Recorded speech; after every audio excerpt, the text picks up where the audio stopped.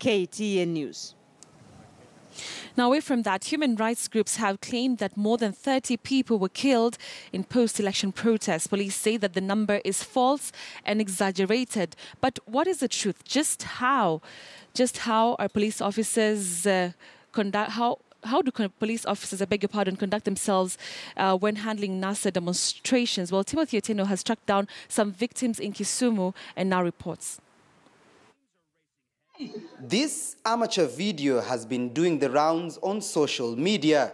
It captures border operators being severely flogged by police officers. Online users identified the road, pinning the location in Kondele Estate, Kisumu City. Many were quick to brand this as evidence of police brutality during the weekly anti-IEBC demonstrations by NASA supporters. The demonstrations were taking place a few meters from where this video was allegedly captured.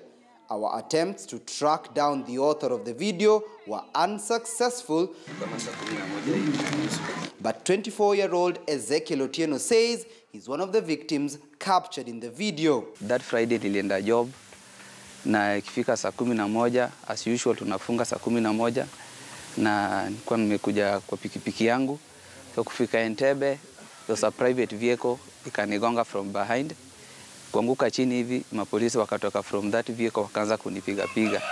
Hapo ndipo walichukua pesa yangu ambayo nilikuwa na 500, halafu kumaliza kunipiga wakapiga pikipiki yangu, halafu wakatoroka. He claims that police officers beat him up and left him with a broken arm. In the video, one officer is seen beating up a boda operator before destroying their motorcycle.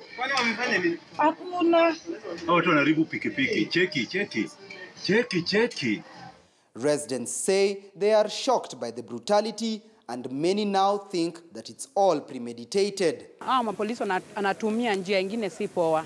Tena mapolisi ndio nakula chakula zetu. Unaona? Watoto wetu wanakufa. Watoto kutoka shule hawezi fika kwa nyumba. Tuko na shida ya ndogo mingi sana. Mimi kama binafsi nalipa tax.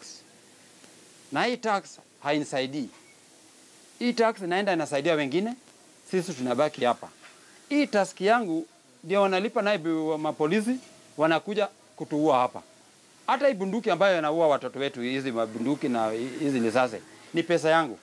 The man placed at the helm of the county's security in this election rerun has his work cut out for him. In his first week in office, his biggest assignment is to convince the county residents that police are not targeting one ethnic community. Hardly will we use live arms. We have water cannons, we have tear gas, and all we are asking is them to be law-abiding. But the residents of Forem's estate in Kisumu insist they have been law-abiding. In fact, many say they have never left their homes to join the Friday the 13th protests. But on that night, police descended on their neighborhood. Wakaanza tu kuvunja. Wakivunja tu wakipita, wanavunja tu wakipita. Alafu wanasema tokeni nje, sisi ni mungiki. Wakakuja wakavunja bridge. Naona vile walivunja hapa.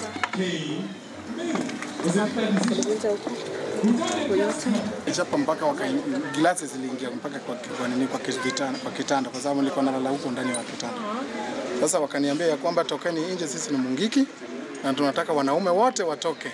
Bila nilisikia hivyo, mimi nikatoka kwa kitanda nikaenda pale kwa kiti nikakaa hapo mpaka wakatoka. It's a nightmare that became reality for the family of 18-year-old Michael Okoth Okello. Michael was shot in the neck during the demonstration. His family alleges that his throat was slit open by a police officer who retrieved the bullet from his body. Hii bullet ilipatikana yeye alikuwa anasema alijaribu. Si walitoa? Walitoa. Na wakamdunga kisu 3. Wapi? Hapa. So bullet haikuwa ipatikana.